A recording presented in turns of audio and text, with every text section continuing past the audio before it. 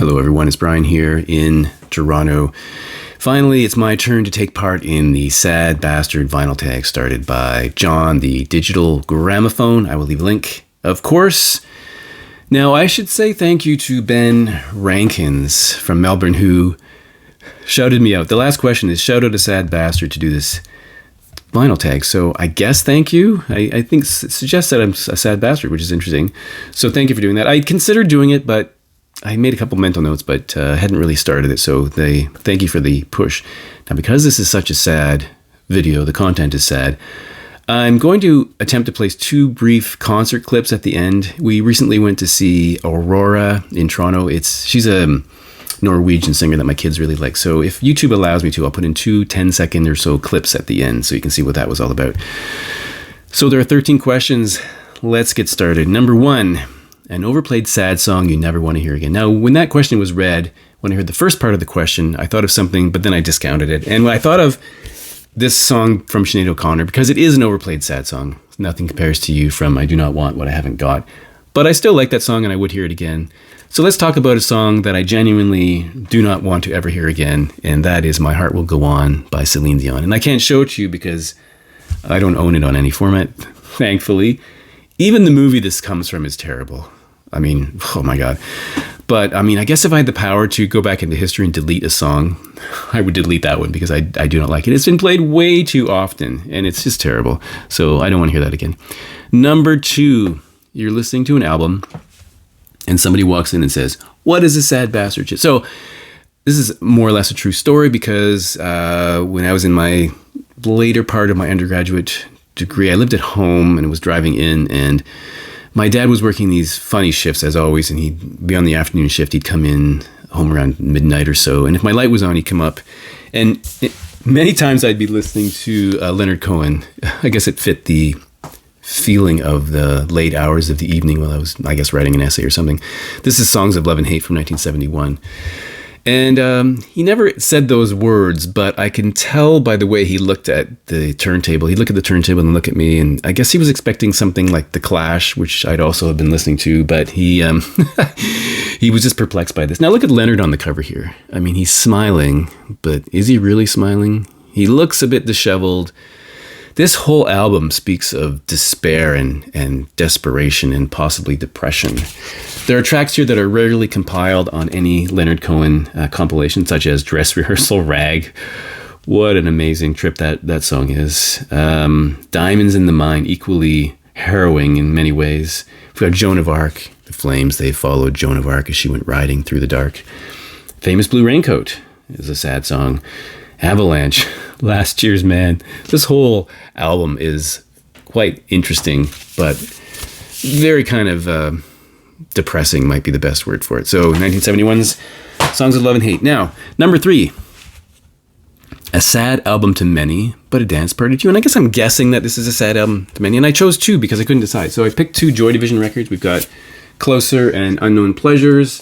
I couldn't really decide. I could have chosen Still as well, but I really love these records, and I don't find them depressing especially, but when you stop to think about the lyrics, then of course you will feel that. So I think many people who are more attuned to these lyrics when they first heard it might have already discovered that they were depressing. For me, it took a while because I wasn't really thinking about the lyrics when I heard these, but just think of some of these themes, because we're talking about sorrow, pain, loneliness, darkness, failure, that kind of thing. And from the track She's Lost Control, he sings I'm Not Afraid Anymore, I've Lost the Will to Want More. New Dawn Fades, he sings A Loaded Gun Won't Set You Free. And from Isolation, Hangman looks around as he waits, cord stretches tight, then it breaks. Someday we will die in your dreams. I mean, there's tons of examples of really sad and depressing lyrics in those records. Okay, it's a love song, but it's sad. This is question number 4. And for this, I chose maybe a little different tack. I think people were probably thinking more of traditional love songs, but from Billy Bragg's Don't Try This at Home from 1991. This is a German pressing, as it happens. A really interesting double record. There's a track called Tank Park Salute. And I listened to that song dozens of times before I really thought about what it was about. It actually is an autobiographical song, which takes Billy back to when he was 18 and his father died of lung cancer, I believe, at the age of 52. And so it's like a love song to his father, really. And the lyrics are really quite touching. One of the lines is, that feeling smothers me again. Daddy, is it true that we all have to die? At the top of the stairs is darkness. I closed my eyes, and when I looked, your name was in the memorial book. I accepted all the commiserations of all your friends and your relations. You were so tall, how could you fall? Death gazes down as I pass by to remind me that I'm but my father's son. So a really touching, heartbreaking song about the loss of his father. So it's really a love song to his dad, really. a favorite sad lyric. So many to choose from, including the aforementioned Leonard Cohen and whatnot. But I chose one of my favorite albums, like from 2006. This has got to be right up there. It's Emily Haines and the Soft Skeleton, Knives Don't Have Your Back. She, of course, the lead singer of Metric, and is also part of Broken Social Scene. This was her first, I'm pretty sure it was her first solo record. It's, in my opinion, the best thing she ever did. Just a beautiful record. It has, it's largely piano based, and her piano playing is really understated. Her singing is really fantastic. Her voice, I don't think has ever sounded better. And there are lots of songs that would have fit this theme of sad lyrics. It's just a beautiful record. I think you should listen to it. But here, let's just talk about the song Dr. Blind in G minor to bring on the extra sadness. The lack of light, hollow sea, poison beaches, limousines, toothless dentists, cops that kill, and then the refrain that she sings through the song. My baby's got the lonesome lows, don't quite go away overnight. Dr. Blind, just prescribe the blue ones. If the dizzying highs don't subside overnight, Dr. Blind, just prescribe the red ones. And later she sings, all your pain will end here, let the doctor soothe your brain, dear. Really kind of depressing, sad song, but this is a beautiful record. A breakup song or a breakup album, and the immediate thought I had was something that isn't sort of one of these sad, mushy songs about the loss of a relationship, but I chose something a little more energetic, so had to be PJ Harvey from Rid of Me, the title track Rid of Me, just like an aggressive breakup song. If you know it, you know what I'm talking about. She sings, I'll tie your legs, keep you against my chest. Oh, you're not rid of me. I'll make you lick my injuries. I'm going to twist your head off. So really fantastic sentiment here about at the end of a relationship. So fantastic. Love it. Now, number 7, your favorite song by the Smiths. I can't lie about this because I did 5 videos counting down my favorite Smiths songs, and number 1 then is number 1 now. Originally released as a B-side to William It Was Really Nothing. That is How Soon Is Now. Kind of an anthem for young folks trying to meet someone in various circumstances. You go and you stand on your own, and you leave on your own, and you go home and you cry and you want to die. I am human and I need to be loved just like everyone else does. Yeah, interesting song. I think musically a little different from many of the other songs, but this is a classic song of loneliness, I suppose, and I love it. The saddest song by a popular band, and it's a really weird one that I've chosen from OMD, Orchestral Maneuvers in the Dark, from this album Organization, the lead-off track, and the single is Enola Gay.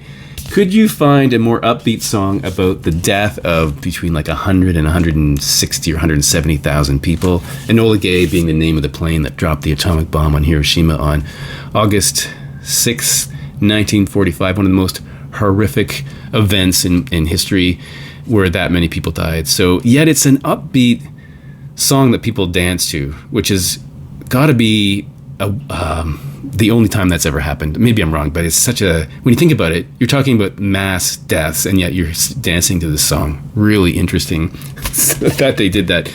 It's 8:15. That's the time that it's always been when the clock stopped. Fantastic. Tears in Your Beer, a sad country song. I don't have a lot of country songs, but I do have this record from Steve Earle, Guitar Town from 1986. And there's a track on here called My Old Friend the Blues. And I'll be completely honest, the first time I heard that song, it was the cover version that was sung by the Proclaimers, like 88 or 89, I think. This is just a really lovely song. Just when every ray of hope was gone, I should have known that you would come around. I can't believe I ever doubted you, my old friend the blues. He sings about another lonely night, a nameless town. Lovers leave and friends will let you down, but you're the only sure thing that I've found. I'll never lose my old friend the blues. Really cool. I think I like the Proclaimers version just a little bit better. Maybe because I heard it first, but that's a sad song. Number 10, your favorite sad soundtrack or favorite soundtrack to a sad movie. And for that, I've chosen La Bamba from 87, I guess. What a sad film. I mean, the ending of that film is just heartbreaking. It's awful. On the other hand, it's a great soundtrack. You have noted here Los Lobos, Bo Diddley, etc., Brian Setzer, Martin Crenshaw, and a really interesting array of tracks from the era. So really fantastic soundtrack. Really good movie, but terribly sad. Number 11, I'm Only Happy When It Rains, an album that's great to listen to when it's raining. You know, there's a lot of music that fits that mood, but I chose an album that is also really excellent to drive to. That is from a Canadian band, Do Make Say Think. This is their album, And Yet, my favorite Do Make Say Think record. Lovely record. I just love driving down the highway to this album. And I love, even better if it's raining while you're driving down the highway, which I think has happened. I don't play the record in the car. I have the CD, by the way. Really fantastic. On the Constellation label, which I just mentioned in the last video. Beautiful. Love it. Excellent record. Number 12, the sappiest, corniest, happiest bullshit song you've ever heard.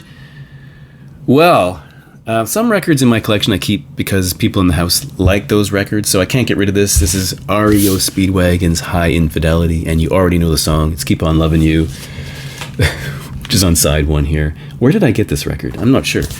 Possibly a thrift shop. But it fits the bill. I mean, if you use the words sappiest, corniest, happiest bullshit song, that's it. That describes it. That's the definition right here. I went Keep On Loving You. Number 13. Shoutout, a sad bastard, to do this vinyl tag. Now, my first thought was MGK Boston, but I know that his records are largely in storage, so that's going to be difficult for him to do. So I'm going to choose a guy called Greg. His channel is 3 Dimensions of Music. And, you know, I've seen him do some contest entries and thready type things, so I think he would be someone. Now, Greg, no pressure here if you don't want to do it, but if you decide to do it, that would be very cool. And that's it for today. I'll see you in the next video.